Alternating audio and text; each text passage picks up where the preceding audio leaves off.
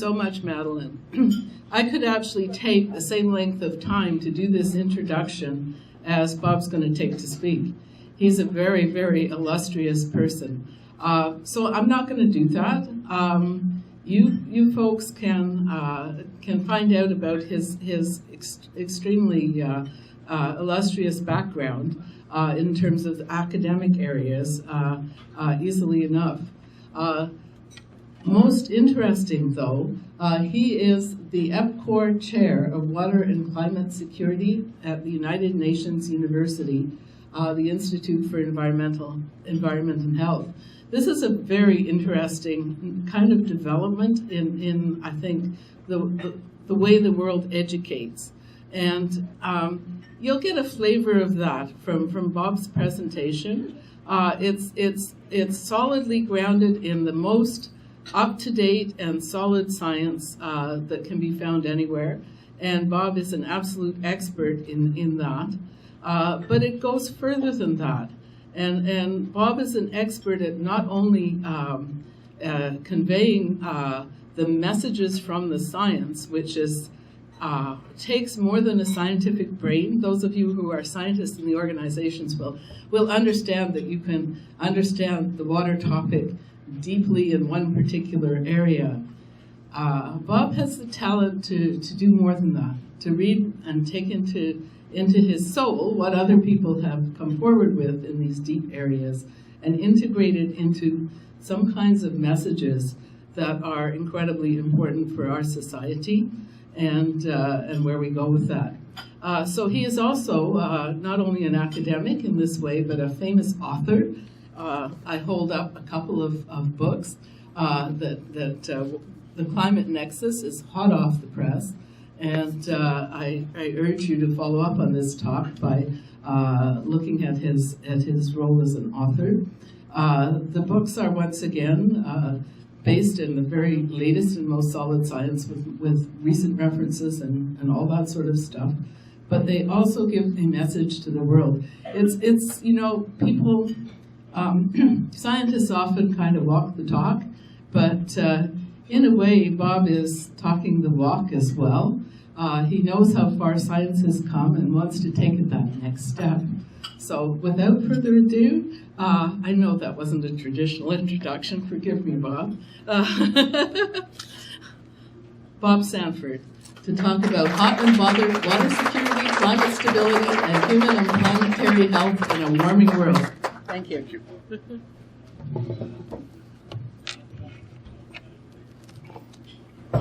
Well, first of all, I got to thank you for that very generous, very kind introduction. And I also want to say that I'm really greatly honored to be invited to speak here today. I have a great deal of respect for both of these organizations, and it's truly an honor to be here. And what I'd like to tell you this morning, or this afternoon, is that the world is becoming hot and bothered. And very hot and bothered. Our collective cumulative and compound effects on every element of the Earth system, including climate, are now such that scientists are arguing that we've entered an entirely new geological epoch in the history of the Earth, which they propose to call the Anthropocene. And this epoch, geologically at least, is marked by the laying down of an entire new stratum in the geological record, wholly distinguishable from earlier Holocene deposits. The distinguishing features of the Anthropocene include evidence in the fossil record of a rise in extinctions at a rate of 100 to 1,000 times faster than in background strata. There's also a prevalence in this new stratum of artificial organic molecules, including polyaromatic hydrocarbons and carbon isotopes from fossil fuel combustion, which is in the atmosphere as well as in marine sediments. And the Anthropocene stratum is also rich in artificial radionucleotides from atomic bomb tests. Now, what's interesting about this is that regardless of what the International Stratigraphy Commission decrees with respect to the legitimacy of this being a true epoch, there's wide evidence and convincing evidence everywhere that by the way of our numbers and our needs, humanity's effects on Earth system function now rival those of nature itself. So the concept of Earth system function is based on evidence that the conditions that make life possible and tolerable on this planet as we know it today have been brought about and are being maintained by biodiversity. And life in interaction with the physical elements of the planet over billions of years created a homeostatic coevolutionary system that functions to ensure that optimal conditions for life on Earth exist, even in the face of very serious periodic shocks. And the evidence is clear that we have disrupted that homeostasis. And given the current extent of our impacts, it's not unreasonable to say that as a global society, we face some very substantial and very complex immediate threats to the sustainable presence of the global social order as it exists today. But within these challenges, there also resides opportunity. The opportunity before us is humanity's big chance to finally get it right for future generations. And in responding to the urgency and the opportunity of finally getting sustainable development right, the United Nations announced its long-anticipated new framework for global action. And while it didn't receive the same attention in the media, the announcement of the 2030 Transforming Our World agenda last September was at least as important as the later climate negotiations in Paris, if only because it dealt with damage we were doing to other elements of the Earth system that are exacerbating and being exacerbated by climate change. So the 2030 Transforming Our World agenda really is constructed around 5 themes: people, planet, prosperity, peace, and partnership. And it's also important to note that this agenda applies equally to the developed world as it does to developing nations. And the agenda makes it clear that unless we all take common goals seriously and implement meaningful and measurable actions at the national level in every country in the world now, we will not achieve global sustainability. And this means there can be no laggards, particularly in the developed world, and it also means the world can't afford to leave anyone behind. And, of course, one of the ways to re-energize the conversation about sustainable development and humanity's need for resilience in the face of rapid change is to talk about something that none of us can live without: water. Of the 9 critical Earth system boundaries which we dare not cross, water plays a significant role in 7. There are 17 goals in the Transforming Our World agenda. While important in its own right, water plays a role in 13 of the 16 other goals, including ending poverty and hunger, creating healthy lives, gender equity, energy security, promoting economic growth, resilient infrastructure, sustainable cities and economies, and of course, taking action on climate change. Goal 6 pertains specifically to water. The global goal with respect to water is to achieve universal and equitable access to safe and affordable water and sanitation for all. The goal also aims to improve water quality by, of course, reducing pollution, halving the proportion of untreated wastewater, and substantially increasing recycling and safe water use globally. The agenda also seeks to protect and restore water-related ecosystems, in part by implementing integrated water resource management at all levels, including trans-boundary basins by 2030. Now, just think of that time frame. The 2030 Transforming Our World Global Sustainable Development Agenda makes it very clear, and I was glad for the remarks about sustainable development before I spoke, it makes it very clear that sustainable development can no longer simply aim for environmentally neutral solutions. If we are to achieve any meaningful level of sustainable development, all development has to not only be sustainable, but restorative. We can no longer simply aim to slow damage that we are doing to the Earth system. We have to thoughtfully restore declining Earth system function. And nowhere is the opportunity greater than in agriculture. What we need is another agricultural revolution, one focused this time on agricultural practices that increase productivity and production, but at the same time help maintain ecosystems, strengthen capacity for adaptation to climate change, and reduce the impacts of extreme weather, drought, flooding, and other disasters that progressively diminish land and soil health. And the goal is to facilitate that revolution by 2030. Now, regrettably, the fact is emerging that if we are to have any hope of achieving sustainability globally, we have to combat climate disruption and its impacts first. Climate impacts have begun to affect the trajectory of development in all nations, rich and poor. And you can think of the flooding disasters that have occurred in North America and Canada in the last decade and reflect on that. The link between recurring extreme weather events and challenges of maintaining critical and physical social infrastructure in developing countries has already been noted by organizations like the United Nations and the World Bank. The extent to which climate disruption has begun not to just slow but reverse economic development has also been recognized as a global economic threat.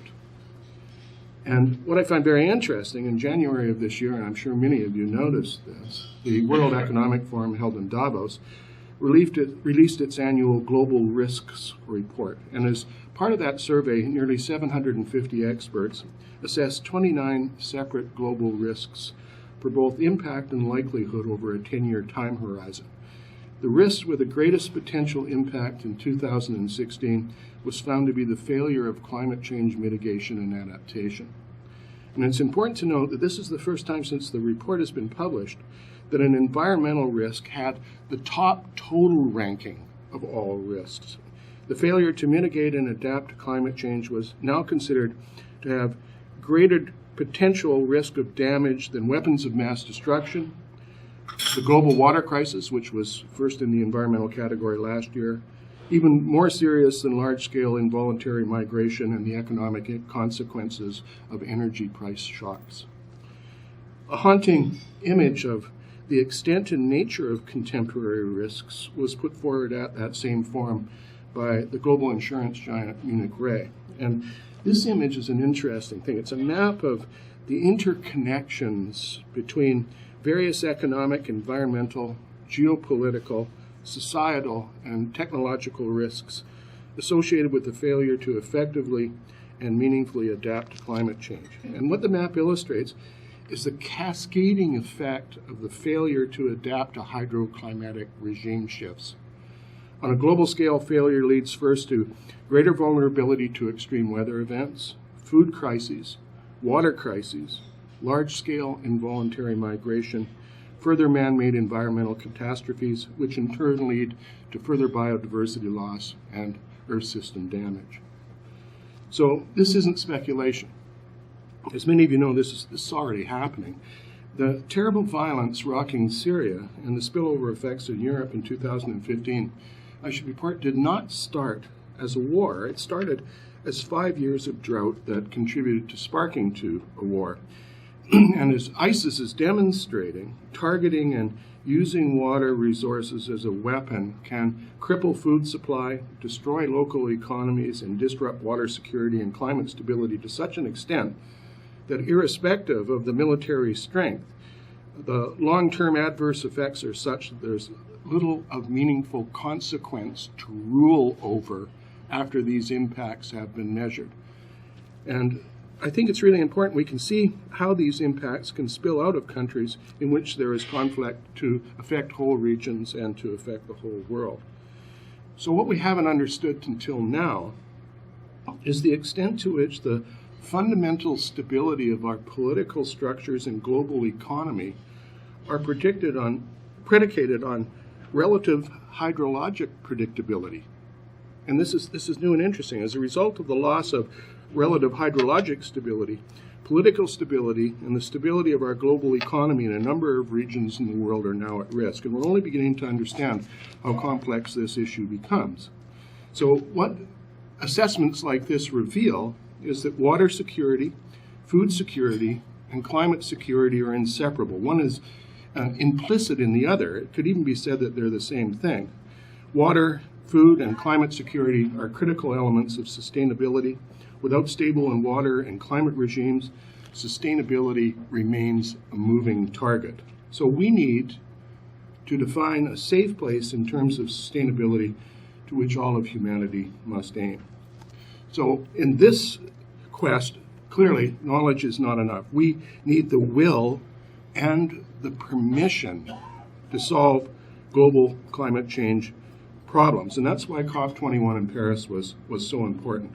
We need the will and the permission, because as the motivating theme of COP21 made clear, later it's just going to be too late.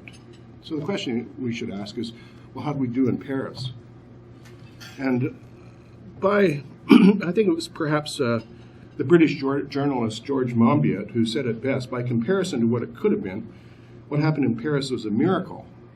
Compared to what it should have been, it was a disaster. And the thing that's interesting about this problem is that if temperatures on Earth rise 4 to 5 degrees Celsius, significant areas of the planet are likely to become uninhabitable for at least parts of the year. And in the 5 years, parties to the convention have granted themselves to establish how much they will contribute to global emissions reductions. We could very well blast past the opportunity to limit warming to 2 degrees Celsius. And the delay could put the 2-degree target out of range and even much more than that. And so you cut the numbers any way you want, but even with the signing of the formal agreement in New York this Friday, we still have less than a 50% chance of avoiding runaway climate impacts. The agreement also has other shortcomings. There's no mention of direct human health risks. It's not clear where the money's going to come from to finance even what has been proposed in terms of climate action. The agreement relies on transparent, non-adversarial, non-punitive compliance. And it's also an agreement that's easy to get out of.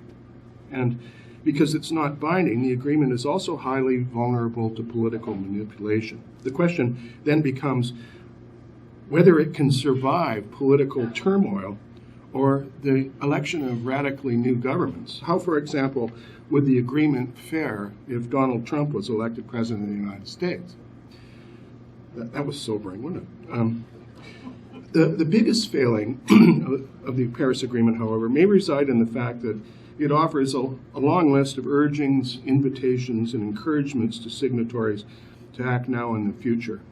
But there's nothing to force the signatories to do so. But there is hope. And I think it's really important to note that the real miracle in Paris was that for a moment at least, we got 193 nations, rich and poor, to agree to something, however limited, at the same time. And this is an achievement in itself. This is a beginning and not an end. And I think it's really important to note that the Paris Agreement nests climate action within the larger context of the UN's 2030 Transforming Our World Global Sustainability Agenda, as well as other important UN conventions.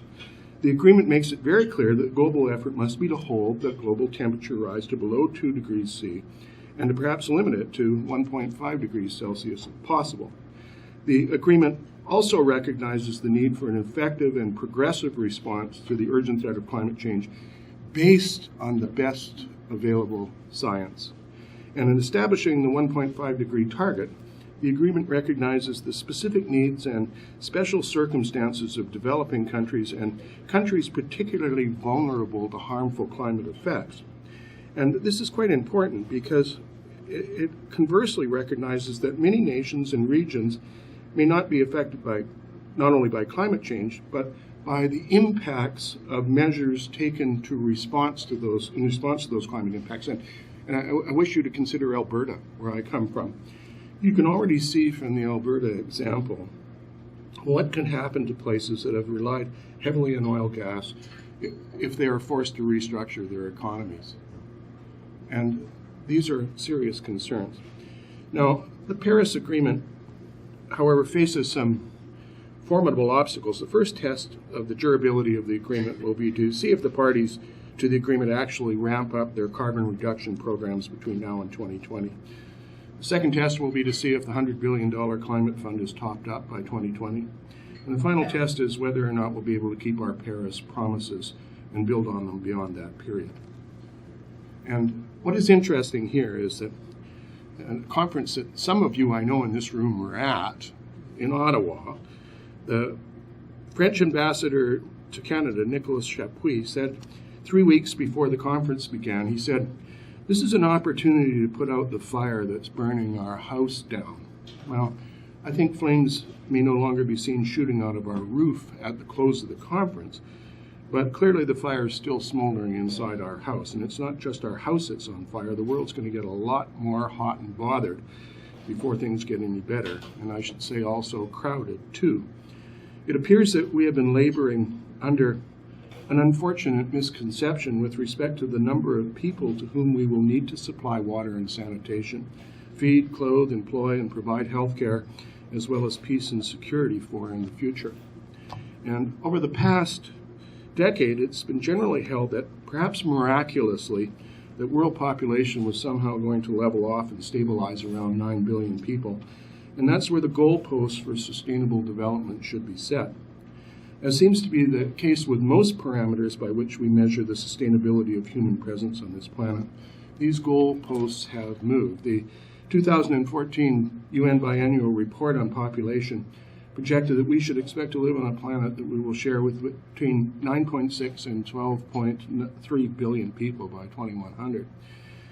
And public health officials around the world are hot and bothered because climate change is increasing the vulnerability of humans, and the domestic plants and livestock upon which we depend are also vulnerable to disease threats. And the fact is that we have no idea what warmer global temperatures will awaken. And epidemiologists explain that many kinds of bacteria, many of which we have yet to properly identify, obey a scientific principle proposed in 1934 by the pioneering ecologist Lawrence Bass Becking. He said, everything's everywhere, and he pronounced it, but the environment selects. And what Becking meant was that a large fraction of genetic forms occur around the globe. Many of these forms, however, lie dormant, and together, however, these forms are, in essence, a seed bank within which each species begins to multiply when the environment changes in ways that suits its DNA preferences. These sleeping cells will awaken when presented with the right acidity, the right nutrients, and the right temperature. And what global health experts are telling us is that a vast storehouse of ancient bacterial DNA exists ready to leap into new bacterial forms with the slightest change in Earth system conditions.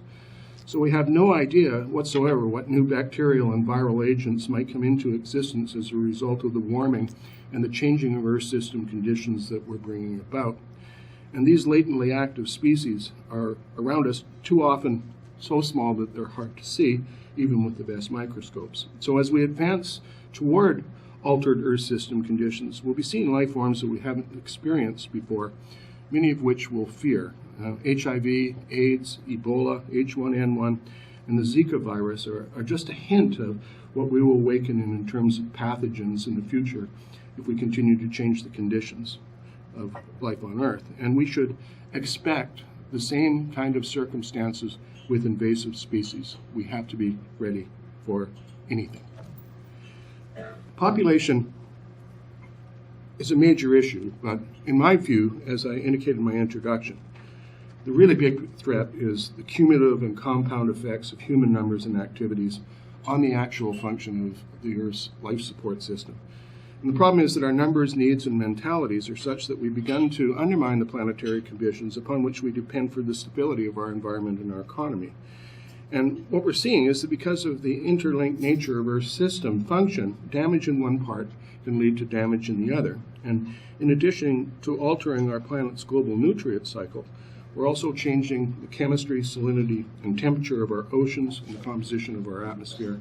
And changes in the composition of the atmosphere in tandem with land use changes, what we're seeing is that we've also altered the global water cycle. Changes in the manner and rate at which water moves through the global hydrologic cycle is now affecting our climate.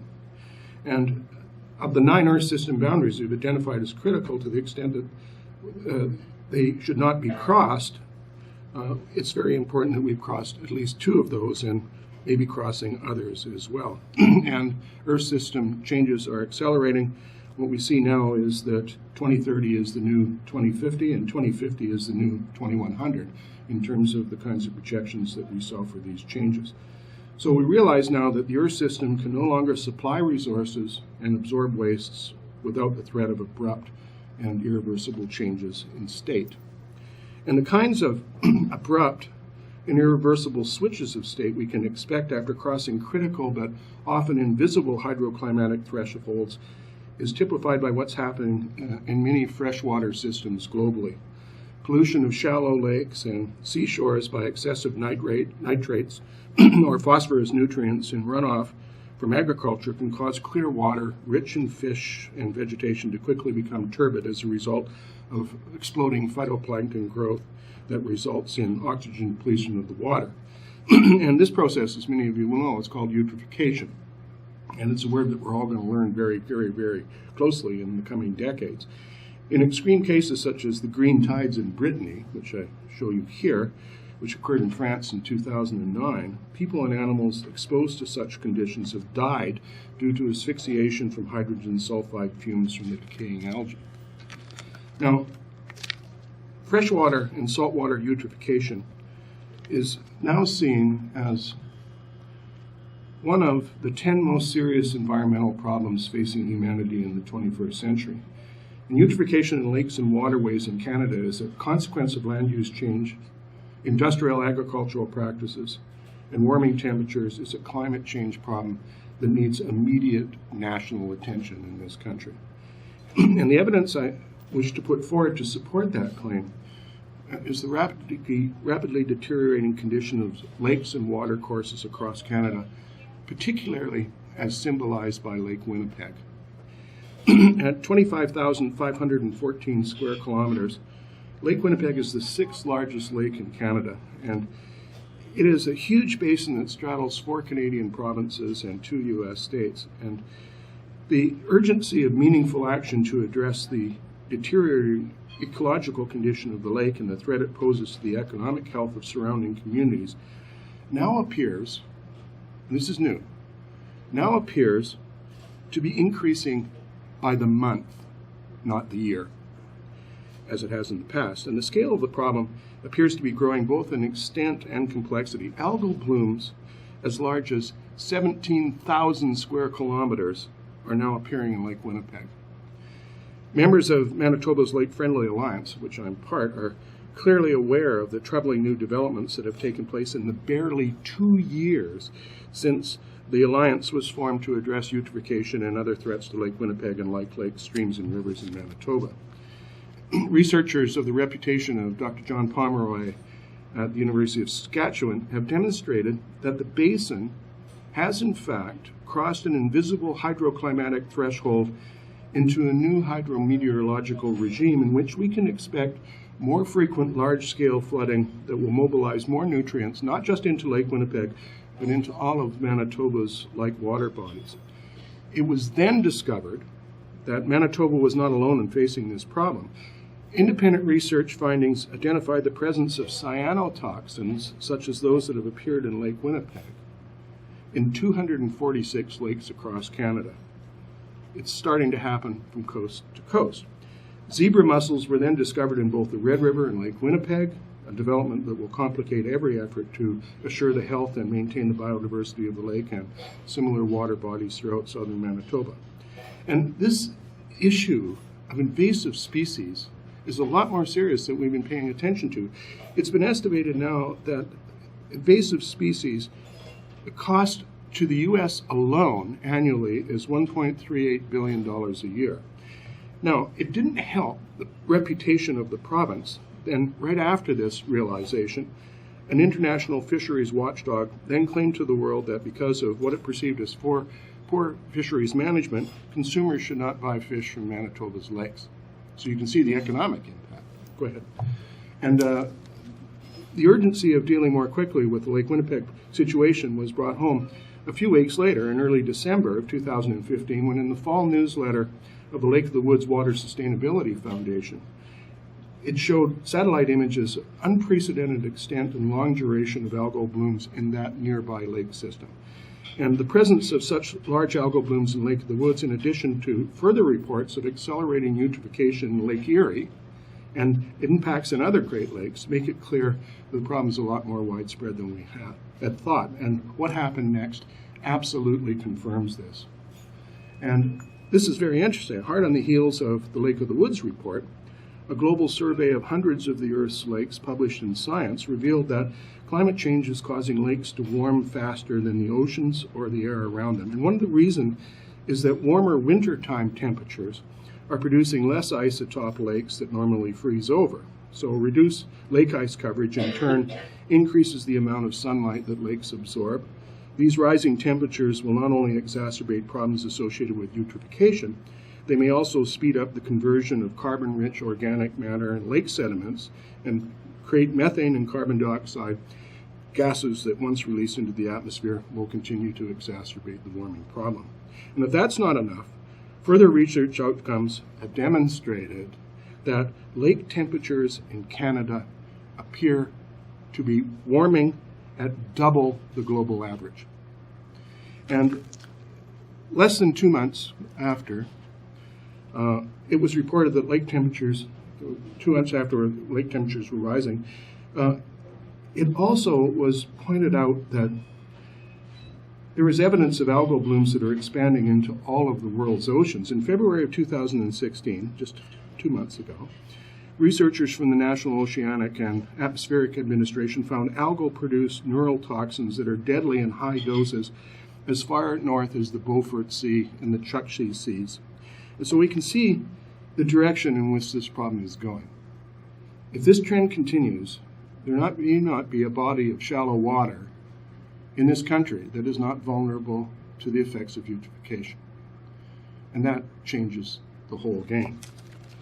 So where do we go from here? Well, until we do something about this, we should expect to be hot and bothered a lot more. And this summer is going to be particularly interesting. In the past year, we experienced the biggest ever year-to-year jump in the concentration of carbon dioxide in the global atmosphere since measurements began being taken at Mauna Loa in Hawaii in 1956. So whatever we say we're doing is not working. And in January of 2016, the extent of sea ice in the Arctic was the lowest in the satellite record, some 90,000 square kilometers below the previous low in 2011. Now, this is important because it's increasingly seen now that the extent of sea ice in the Arctic has a dramatic impact on the behavior of the Northern Hemisphere jet stream. And what appears to happen, and the less ice you have, the slower and wavier the jet stream becomes. And it parks in places, bringing interesting and sometimes complicated and dangerous weather to bear for long periods of time. So with this change in Arctic sea ice, this loss, I think we can expect some surprising weather in Canada this summer. Greenland has already begun to experience record-breaking ice melt. Almost 12% of Greenland's ice sheet started to melt in April, beating by an entire month the previous record of 10% set in May of 2010. So data suggests that April temperatures in Greenland would be warm for July, let alone April. And new global temperature data released by NASA put March of 2016 1.28 degrees Celsius above the 1951 to 1980 average for that month, making it the warmest March on record. And it beat out the previous month, warmest month, March 2010, by 0.36 degrees Celsius, which I think when they said it, kind of just beat it out. You know, it's kind of marvelously rendered example of classic scientific understatement.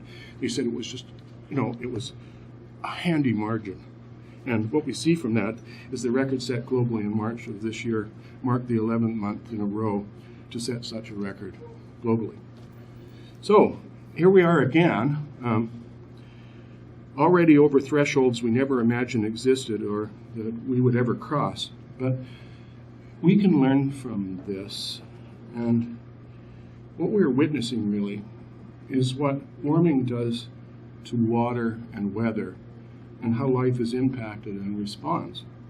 So whether in rivers or lakes, in the global ocean, or circulating in the atmosphere, we should pay attention to the warming of the world's water, because it's going to be through water that climate change that will express itself most fully. We should follow the water.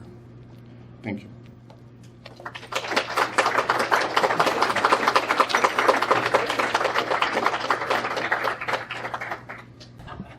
Bob, I want to thank you for a very informative and scholarly talk. And I think we all come here to become better informed. And I think most people here are fairly clear-eyed in terms of wanting to understand what we're up against. But a talk like this leaves us very little scope for hope about the future. And so I'm interested in where you find your hope for the future. You know, when we look at all these problems that are already coming at us, and we look at the very slow and inadequate response of our institutions.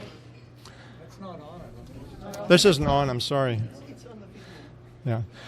The fundamental question is what grounds does Bob see for hope when we understand this information he's sharing with us?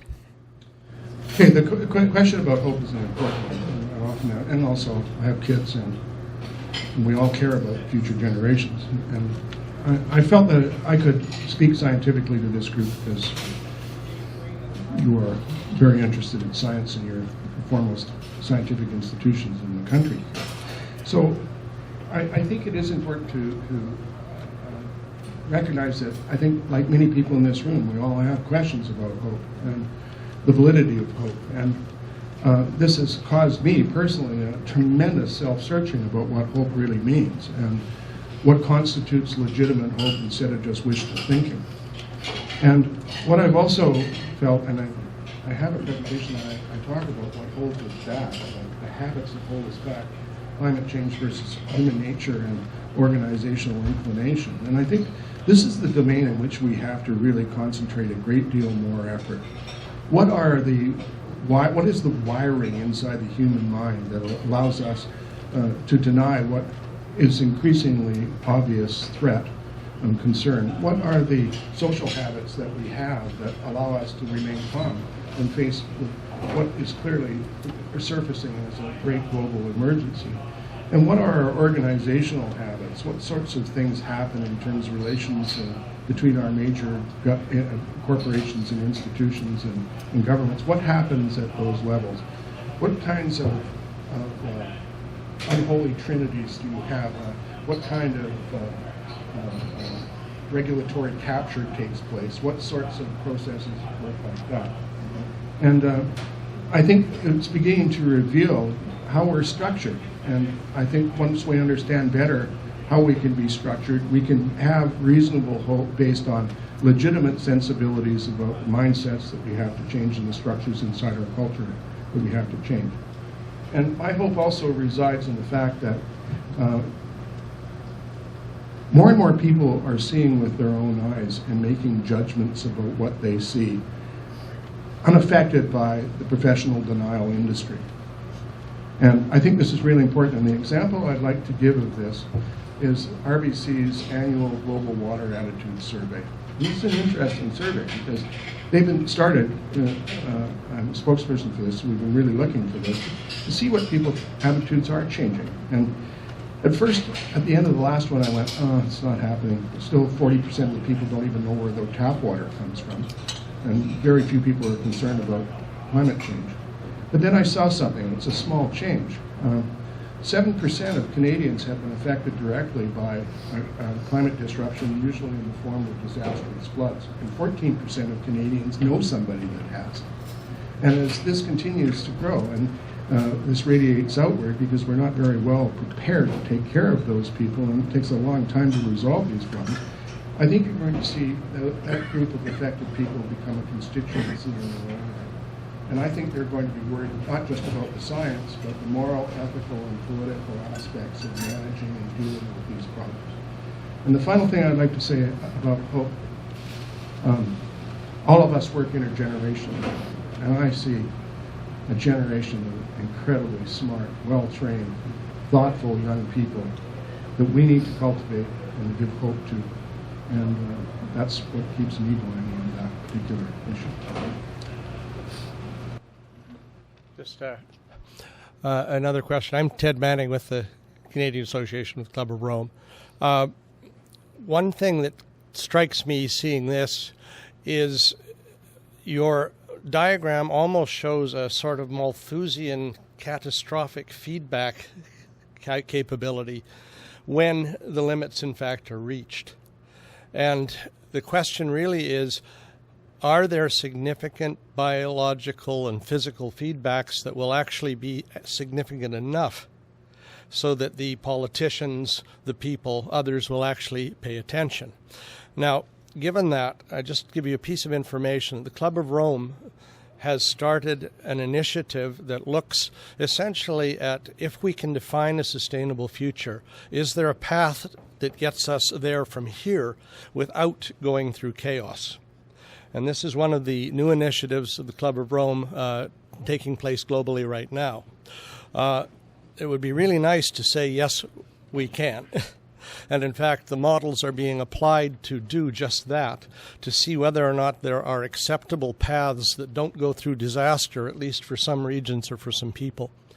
So that all comes back to sort of setting up a specific question, which is, what kinds of feedback have to happen for our decision leaders, for our politicians, and for our corporations to act, to try and define acceptable paths rather than react to them when they have to adapt in a very, very fast period? It is you ask a question that would take a very long time to answer. If I had an answer, I'd have given it. I think so. But I think you did do that. Nice going, Ted. But I think one of the things that's going to happen here, well, let me address your question about feedbacks that will automatically or somehow limit population impact. Well, you look at the health issues that I just described. The World Health Organization is tremendously worried about that. And they're worried about the fact that we're overusing antibiotics and a whole range of other problems that could generate greater mortality more widely, certainly in the future. I think one other thing that's happening is that, in response to that, is a growing notion that what's missing here, and you identify what's missing in my talk, the hope and the solution, is we need a new narrative, or a group of new narratives that drive our society differently. And the creation of those narratives are going to be what are going to get us out of this situation, a new way of answering what the future ought to be like and how we ought to act now in order to create that future. And I think water has something to do with it, because I think what we need to do is to decide what hydroclimatic conditions that are desirable in the regions in which we live, and then set legal, legislative, scientific, and operational feedbacks on the way to creating those conditions. Another narrative that I think is emerging that is really becoming quite interesting is the one of planetary health. That biodiversity, human health, and planetary health are all linked, and that there are full economic benefits from doing that. Now, when that's said, then you can look at the global economy, and you can string together the 17 Sustainable Development Goals in a way that actually makes sense to creating the future. And then we should set our economy in the direction of fulfilling those goals in the prescribed arrangement and linear pattern that we establish most helpful on a local basis. So there's lots for us to be able to do. And I just find that it's really important for my mental health is not to back away from the complicated, very difficult science that we have to present because it's before us and it's urgent for us to see, only because people don't want to hear it. And my goal has been to rely on the science, carry through on the science as much as possible, and allow people to make their judgments. And I think it's moving now toward a broader conversation about this and more about human nature and the human future. And I think the Anthropocene is an idea that can help us move forward, but we've got to really pay close attention.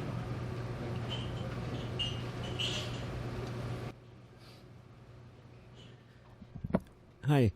I was just wondering if you had any ideas on what it might take for governments to, say, declare that we're under a global climate change emergency. Maybe it would be the complete loss of Arctic sea ice. before the end of this decade. Maybe it would require a global food shortage. It doesn't seem to, right now, as we speak, the largest ecosystem on the planet is dying. I'm talking about the Great Barrier Reef of Australia. Vast portions of the Great Barrier Reef have bleached, and large portions are dying because the water is too warm. And when you realize that 25% of all fish in the ocean spend some of their life cycle on coral reefs, how are these fish going to survive without coral reefs around the world, and how that will affect the marine food chain, etc., phytoplankton and oxygen levels. The whole ecosystem is collapsing. I think that anybody that studies or even spends a few hours Googling on climate change, impacts on food, impacts on everything else, it's pretty obvious we're in an emergency. So what is it going to, if that was declared by governments, like the U.S. government, for example, the U.S. military says climate change is one of the biggest threats now to, existential threats to humanity. And yet $700 billion a year is spent to building new weapons to kill people. You have scientists and engineers, surely they can be put their technological knowledge to removing CO2 from the atmosphere, to maybe cooling the Arctic to keep the methane in place, etc. It's just a matter of will, and yet we see at the top levels, the climate denial still. So I think that as climate change gets worse and more extreme, we're seeing lots of craziness happening all over. So I think it's time to put our foot down. If we want to stay on this planet, we need to declare a climate change emergency and let it, an example, in Australia, people are not getting news on the Great Barrier Reef. I post all the time on Twitter and Facebook, try to educate people this is happening on the Great Barrier Reef. My Australian friends say there's nothing in Australia, no news about it. We're in a very strange situation here.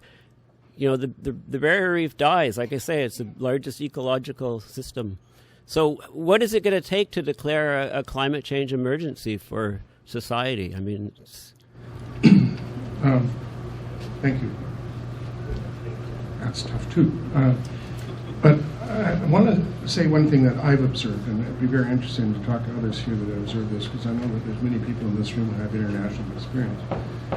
What you see and what you're seeing right now is governments being overwhelmed by the disasters that we feared most. So the window is closing on being able to make a rational decision on declaring a climate emergency. And we try to tell governments that all the time. But again, it's a vicious circle. When you have more and more of these problems, the more and more problems that are immediate and pressing, then getting to those is harder and harder for people to do with limited electoral terms, etc. I want to make one other comment on your point about the military, which I thought was very, very important, because you are completely right. Many militaries have a very good grasp on the climate impacts and their impacts on security. And again, this whole thing that's happening with ISIS is a very interesting problem.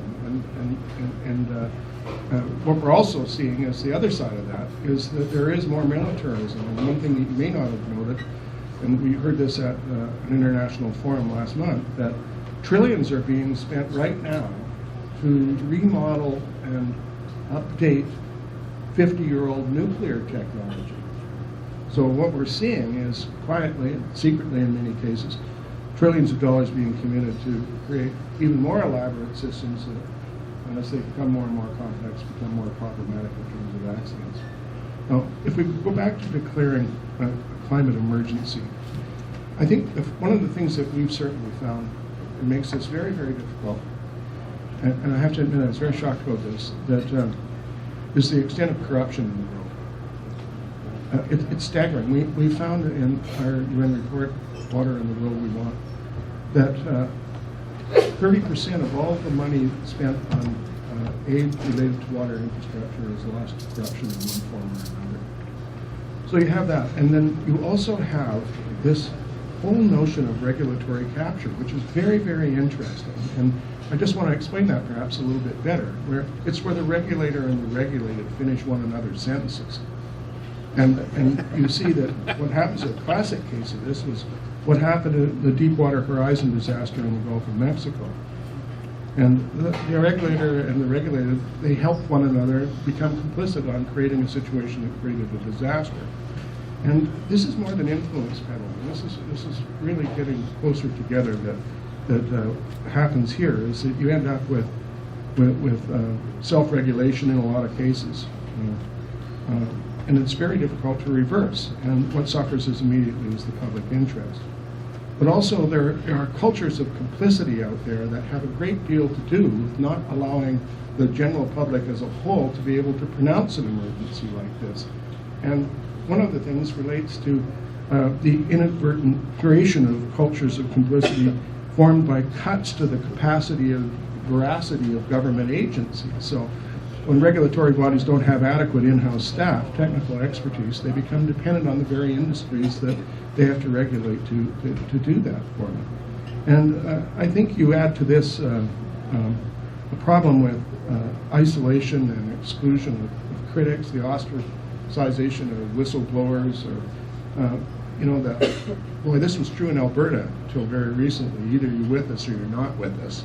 Those kinds of cultures that you end up creating. Now, in my view, this is why an organization like yours matters so much, because this seal can only be broken through the action of expert multinational agencies and organizations that really hold the truth up and make you keep looking at it, so that these vehicles of distraction and corruption and misuse of influence don't stand in the way. So we've got a lot of work to answer positively your question.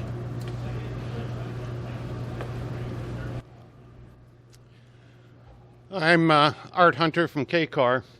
One of the things that I want to get back to your concept of hope, because right now we're in a world which is run by the billionaires, and finance has been behind just about every part of human endeavor, and along comes the scientists saying we have to change that. And in fact, politicians aren't interested in doing that. We're going to have to see, in my view, the body count rise. We're going to see a population correction, call it what you may, before anybody's going to pay any attention to what the science has to say. And I'm very concerned that money is in fact driving us or driving humanity, and science has a secondary role, and a very minor secondary role. Not for everybody in this room, but you go into cabinet and try and pitch your scientific line, you will not make a lot of progress. I'd be interested in your comment. Well, I think, first of all, I think it's really important to be honest about the fact that because of the divisions that you've mentioned, we are in a situation right now where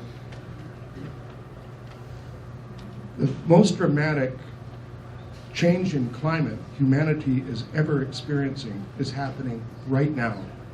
And a lot of people pretend not to see it or don't know about it. They will. And it's going to, and I've been saying this for 10 years, climate impacts and how we respond to them and how we keep some sort of sense of order in order to preserve some prosperity, this could tear our society apart. And it is the duty of every person in this room to prevent that from happening. And thus we must give full consideration to the types of things, and we must not give up. And that forms, you may not be hopeful, but you can't give up on these matters. And I, like many people in this room, I'm sure, I don't welcome the body count. What's happening in Syria right now is just beyond imagination, and how that could happen. I would submit to you that the next Syria is going to be Venezuela. And if we have more and more of these crises flaring up, it's going to be harder and harder for us to move the clock. Just before we go any further, we only have 10 minutes left, so these will be the last three. Thank you. I'm Joe Kennedy. I'm with WCI Environmental Solutions Inc. We're here in Ottawa, and we've been active throughout the world on water and wastewater remediation projects. And I'd like to just make a comment on our observations in the along the lines of hope. What we have found, and just recently, like last year, we won the IEEE award for a Clean Tech Company of the Year in Ottawa for our work in water. And just this last April, and April 6th in Warsaw, Poland, we were given the EU Green Leaf Award for our work in water over there. And so it's been it hasn't been an easy task to get into water remediation. You have to be quite patient. But the comment I'd like to make is that when a local community becomes aware of their quality of the water and their water body, their local lake, their pond, and whatever, and they want to take action, these are where we focus our efforts, and we have been very successful in working with these through the community. It starts with the community and their awareness of their water quality, and then we build up from there. And as a result, because of our work, we've won these awards, and so I think there's some hope in that area. But it starts at the community level. It doesn't start from a senior government level, but at a community level, things can happen to make the water quality better and to address the issues. I'd just like to comment on that. You may have noticed that when I outlined the 2030 Sustainable Development Goals, it has to be done at the national, subnational level. But it's most important where you say it's at the regional and local levels. If people decide that there are qualities that they want their places to possess, and that they identify their sense of place with that character and work toward that, that's where your hope resides most. And it's most interesting, as you said, you don't need the UN to tell you how to do that. Yeah. You can do that on your own basis. Right. Thank you for your comments. Hi, John Verdun, new member, EPCOR. Just about perhaps the comment around the new narrative. You know, when shortly after Sputnik went up, Marshall McLuhan said, you know, the Earth is now contained in a man-made environment, and now the Earth is a work of art, a human work of art. And the thing I liked about that is it puts the responsibility on us, but it's also art and life are creative and generative. And there's something around the notion of sustainability that harkens us to some sort of nostalgic past that never really existed. We talk about the Anthropocene. Well, there's lots of ages that occurred before the Anthropocene. You know, dinosaurs flourished, and then they didn't. So life itself is not a static, even though there is, I believe in homeostasis, way better than equilibrium, right? But homeostasis itself changes as identity changes. So there is no going back. There is only a going forward. And what we need is a capacity to generate whatever is required in going forward. We're all refugees of our own past. The way our grandparents lived was much more like their grandparents than our children's lives are like our lives, right? So I think in order to not just see the bad things, but to embrace those positive dimensions of scientific progress, social equality, social justice, all of those things that are required to live well, to have a well-discovered life. We need a narrative of generativity, and a narrative that I think is much more akin to Marshall McLuhan's, that, you know, no matter what we do to address climate change, it is now terraforming. It is now a work of human aesthetics. And there's no way around that. There's no way to go back and to sort of let nature take its course. We are now the agent of evolution as we domesticate DNA and we change the energy geopolitics, all of that sort of stuff. And so I think we need to, by talking about generativity, we embody hope, as opposed to sort of hearkening to an imagined golden past. Okay, I just want to make, thank you very much. I'd love to talk to you at length. First of all, I think it's really important that you said this. There's no going back. We have to use human ingenuity to replace damaged Earth system function. So we have no choice but to create a future. Thank you. My name is Ed Napke. I'm a member of EPCOR, been there for a long period of time, and my survival is very important to me. I'm in my 93rd year. Now, very important is get the information that we claim to have here to the people. Well, this thing's not working. I'll talk, pretend that it's working. That's the trouble, we're all pretending. The thing is this, that how do we communicate to the people around us who are ignorant of the facts as we know it? And we're missing one thing. The scientific world is very slow in communicating its knowledge. And the UN is also.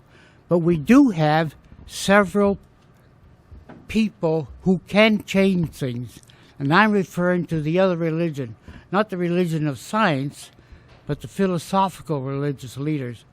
People like Pope Francis, leaders in Confucianism and Hinduism. If we can get these people convinced, the leaders, that we have a climate change, we have a catastrophe on the brink, we may get the common people to listen. It's not through science we're going to do this.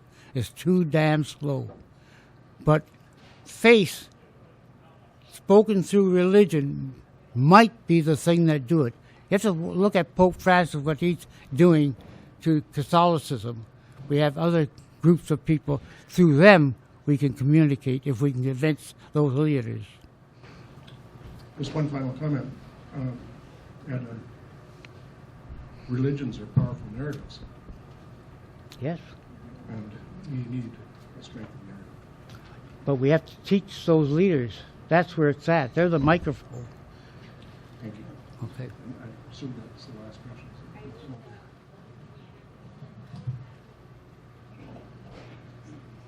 Thank you, Bob.